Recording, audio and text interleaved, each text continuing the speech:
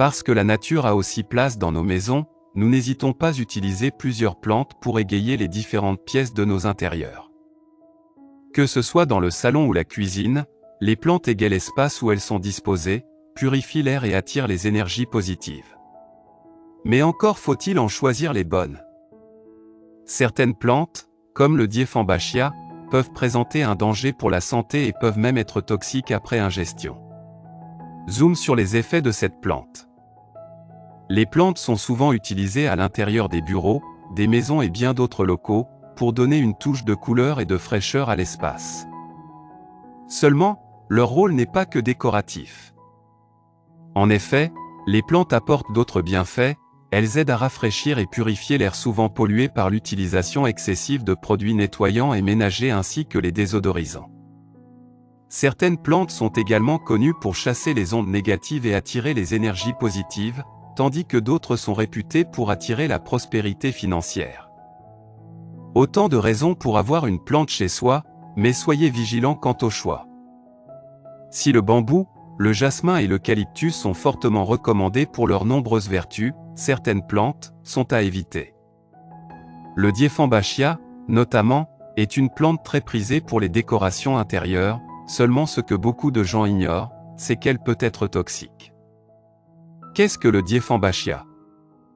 Le Dieffenbachia est une plante tropicale de la famille des Aracées.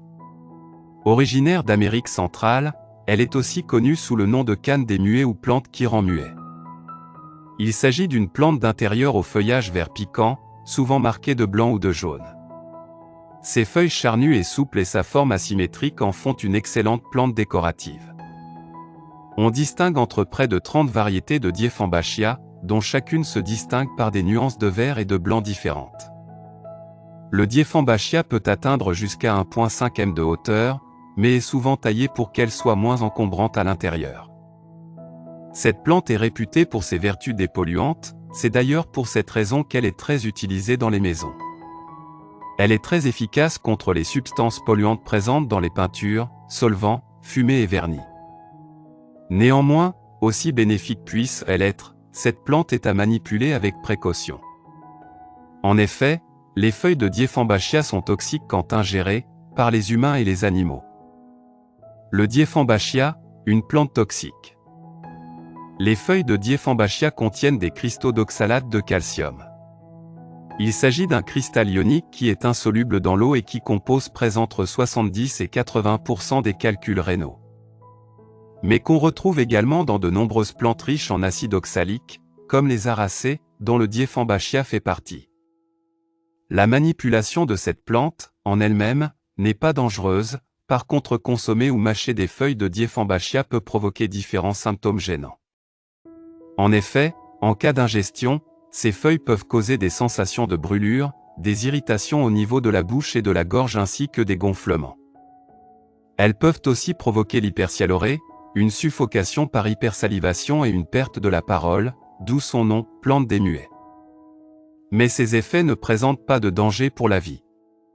Souvent, ces symptômes sont dénués de gravité et peuvent facilement être traités grâce à des antihistaminiques ou des analgésiques.